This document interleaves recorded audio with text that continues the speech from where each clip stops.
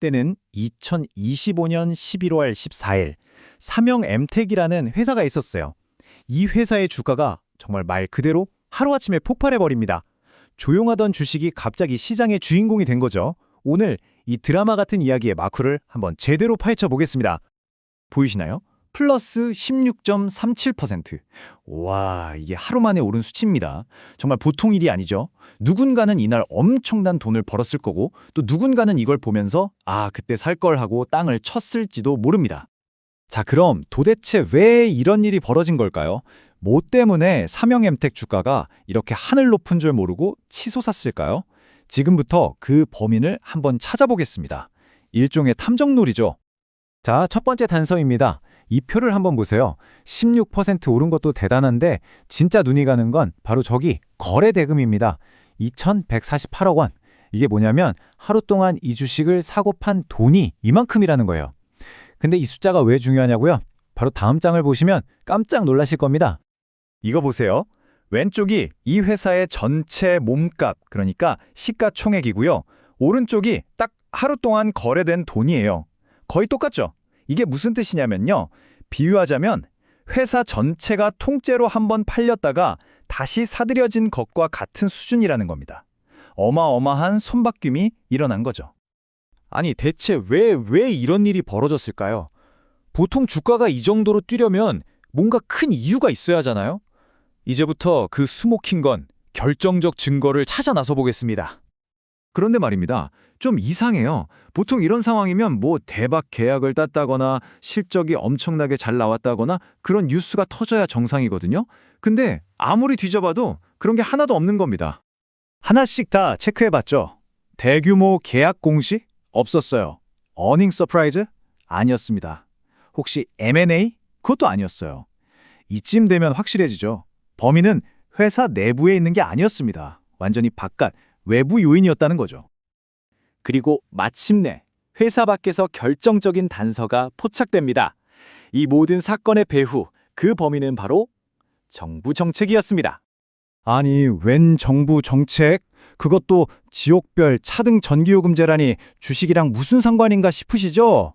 내용을 보면 간단해요. 전기 많이 쓰는 수도권은 요금 올리고 전기를 만들어내는 지방은 요금을 깎아주겠다 이겁니다. 자, 여기서부터가 중요합니다. 정부가 이걸 왜 할까요? 바로 지방에 있는 신재생에너지 사업을 팍팍 밀어주겠다는 신호거든요. 한번 생각해 보세요. 지방 전기료가 싸진다? 그럼 어디가 제일 좋을까요? 맞습니다. 주로 지방 해안가에 쫙 깔려있는 풍력발전소들이죠. 사업성이 엄청나게 좋아질 거라는 기대감. 바로 이 기대감 하나 때문에 풍력이라는 테마 전체가 들썩이기 시작한 겁니다. 자, 이제 거의 다 왔습니다. 마지막 퍼즐 조각만 맞추면 돼요. 풍력 관련 회사가 한두 개가 아닐 텐데 왜 하필 삼영엠텍이 그날의 주인공이 되었을까요? 답은 이 회사가 뭘 하는지 보면 바로 나옵니다.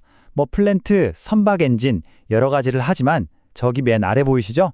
풍력 발전 부품. 네, 삼영엠텍은 시장에서 얘는 찐 풍력주다라고 도장을 쾅 찍어놓은 그런 회사였던 겁니다. 근데 그냥 부품도 아니에요. 풍력 발전기에서 사람으로 치면 심장이나 두뇌 역할을 하는 가장 비싸고 가장 중요한 부품 중 하나인 기어박스에 들어가는 핵심 부품을 만드는 회사입니다.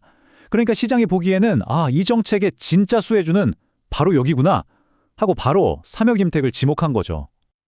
자, 이제 사건의 전말은 다 밝혀졌습니다. 근데 여기서 질문이 생기죠. 그래서 이 16% 급등, 이거 합리적인 거 맞아? 그냥 거품 아니야? 이제부터는 이 회사의 진짜 실력, 펀더멘털을 한번 들여다보겠습니다. 여기서 또 한 번 놀라운 사실이 나옵니다. 그렇게 16%나 올랐는데도 이 회사의 주가 수익 비율, PER이 25배밖에 안 돼요. 이 PER이라는 게 낮을수록 회사가 버는 돈에 비해 주가가 싸다는 의미인데 다른 풍력회사들 평균이 40배가 넘거든요. 그러니까 어라? 급등했는데도 아직 싸네? 라는 말이 나오는 거죠. 그전엔 얼마나 저평가 상태였는지 짐작이 가시죠? 게다가 삼명엠텍은 그냥 정책 테마에 숟가락만 얹은 회사가 아니었어요. 2024년에 이미 본업에서 영업이익을 무려 71.8%나 성장시킨 실력 있는 회사였다는 겁니다. AI 분석 결과를 보니까 이게 더 재밌어져요. 보세요. 회사가 얼마나 튼튼한지를 보는 재무 안정성은 90점, 거의 만점이죠. 그런데 앞으로 얼마나 클까를 보는 미래 성장성은 35점, 이건 거의 낙제점 수준입니다. 이게 대체 무슨 상황일까요? 바로 이 지점입니다. AI와 시장의 생각이 정면으로 부딪히는 지점. AI는 과거 데이터를 보고 얘는 성장 못하래야 라고 35점을 줬지만 시장의 투자자들은 아니야, 정부 정책이라는 게임 체인저가 나타났잖아? 하면서 이 35점짜리 성적표가 틀렸다고 베팅한 겁니다. AI 너 틀렸어 라고 시장이 돈으로 외친 셈이죠. 하지만 이렇게 장밋빛 이야기만 할 수는 없겠죠. 모든 투자에는 동전의 양면처럼 그림자가 있습니다. 이 뜨거운 열기 속에서 우리가 냉정하게 살펴봐야 할 리스크도 분명히 존재합니다. 딱 3가지만 기억하시면 됩니다. 첫째, 이 모든 스토리의 시작인 정부 정책. 이거 아직 확정된 게 아닙니다. 엎어지거나 바뀌면 말짱 도루묵이죠. 둘째, 지금은 기대감이지만 결국엔 진짜 실적으로 증명해야 합니다. 마지막으로 단기간에 너무 급하게 올랐어요. 기술적으로 과열 신호가 나오고 있어서 언제든 조정을 받을 수 있다는 점 꼭 기억해야 합니다. 결국 이 삼형 엠텍의 사례는 우리에게 아주 흥미로운 질문 하나를 던집니다. 정부 정책이라는 거대한 바람이 불어올 때 시장의 뜨거운 기대감은 현실을 어디까지 앞서 나갈 수 있을까요? 그리고 그 거대한 흐름의 방향키를 준 건 과연 누구일까요?